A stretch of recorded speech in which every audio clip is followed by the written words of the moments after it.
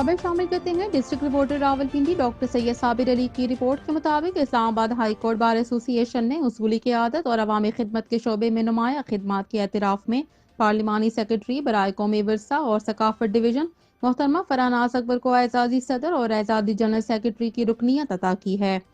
بار ایسوسی ایشن کے مطابق یہ اعزاز محترمہ فراناز اکبر کی مستقل مزاج قیادت، قانون، اقدار سے وابستگی اور معاشرتی خدمت کے اعتراف کے طور پر دیا گیا ہے۔ اس موقع پر بار کے عہدیداران اور وکلاء کی بڑی تعداد موجود تھی۔ محترمہ فراناز اکبر نے اعزازی رکنیت ملنے پر اسلام آباد ہائی کورٹ بار ایسوسی ایشن کا شکریہ ادا کرتے ہوئے کہا کہ یہ اعزاز ان کے لیے باعث فخر ہے اور وہ آئندہ بھی قانون کی بالادستی اور عوامی خدمت کے لیے اپنا کردار ادا کرتی رہیں گی۔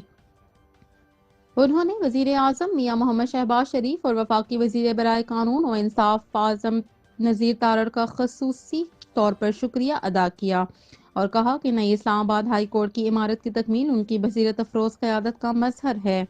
ان کا کہنا تھا کہ یہ منصوبہ عدلیہ کے وقار میں اضافے، قانونی برادری کو سہولت فراہم کرنے اور بروقت و مؤثر انصاف کے فروغ میں اہم سنگ میل ثابت ہوگا۔